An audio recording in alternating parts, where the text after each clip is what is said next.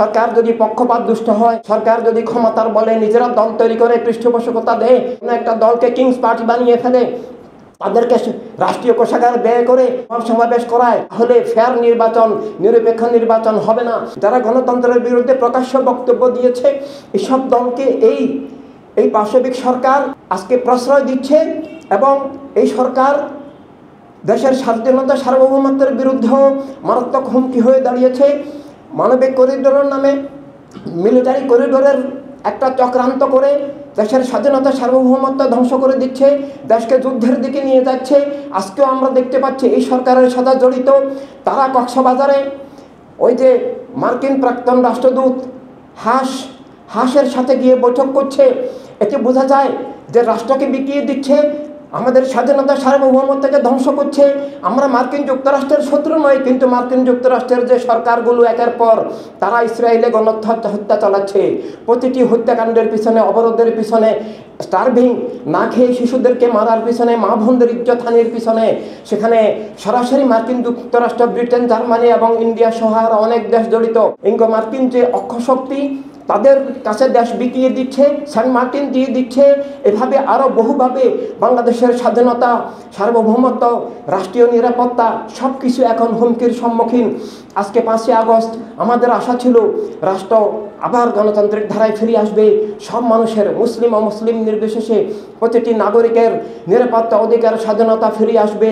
আবার লুটপাট হবে না, দুর্নীতি হবে না, স্বৈরতা হবে না, দেশ থেকে টাকা পাচার হবে না, আমাদের গণতান্ত্রিক অধিকার স্বাধীনতা ফিরে আসবে। আবার ফেয়ার নির্বাচন হবে, রাষ্ট্র এক গোষ্ঠীর হবে না, জালিয়াতির নির্বাচন, ভোট হবে না। কিন্তু আমরা যেটা দেখতে পাচ্ছি যে আগামী নির্বাচনও জালিয়াতির হবে।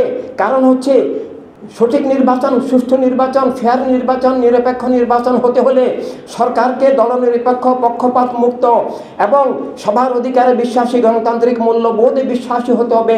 নির্বাচন কমিশনকেও দলনিরপেক্ষ এবং পক্ষপাত মুক্ত হতে হবে। সেনাবাহিনী, পুলিশ প্রশাসনকেও দলনিরপেক্ষ, পক্ষপাত মুক্ত হতে হবে। আমরা দেখতে পাচ্ছি বর্তমান অন্তর্বর্তী সরকার আমাদের জনগণের ত্যাগ, আশা, আকাঙ্ক্ষা, আন্দোলন সব কিছুই অতীতের মতো ধ্বংস করে দিয়েছেন, প্রতারণা করেছেন, ধোঁকা দিয়েছেন, রাষ্ট্রকে জবরদখল করেছেন। আমরা ওয়ার্ল্ড হিউম্যানিটি রেভলিউশন, ইনসানিয়াত বিপ্লব শুধু আমাদের দলের পক্ষে নয়, শুধু আমাদের অধিকারের পক্ষে নয়, আমরা দেশের প্রতিটি মানুষের, প্রতিটি রাজনৈতিক দলের, যারা গণতন্ত্রে বিশ্বাস করেন, যারা স্বৈরতন্ত্র বিরোধী, তাদের আমরা সবার প্রতিনিধিত্ব করি এবং তাদের সবার পক্ষ থেকে আমরা কথা বলছি যে রাষ্ট্র সবার এবং সবার যার যার বিশ্বাস মতপথ নিয়ে চলার অধিকার আছে। নির্বাচনে সবার সমান অধিকার নিয়ে জনগণের কাছে যাওয়ার অধিকার আছে।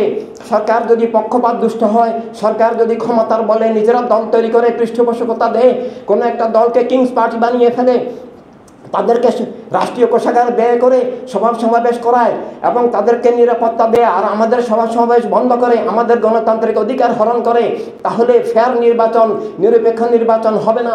নিরপেক্ষ নির্বাচন না হলে, জনগণ যদি ভোটাধিকার প্রয়োগ করতে না পারে, সব গণতান্ত্রিক দল, স্বৈরতন্ত্র বিরোধী দলকে যদি নির্বাচনের কাজ করার জন্য, নির্বাচনী প্রস্তুতি নেওয়ার জন্য, জনগণের কাছে পৌঁছার জন্য এবং সমাবেশ করার জন্য অধিকার দেওয়া না হয়, আমাদেরকে রুদ্ধ করা হয়, আর বিশেষ কতিপয় দল যাদের কোনো ভিত্তি নাই, যাদের অনেকের নিবন্ধন নাই, যারা নিবন্ধনবিহীন, এমনকি নিষিদ্ধ দল, ওদেরকে পৃষ্ঠপোষকতা দেওয়া হয়, তাহলে সুষ্ঠু নির্বাচন অসম্ভব, গণতন্ত্রের পুনরুজ্জীবন অসম্ভব।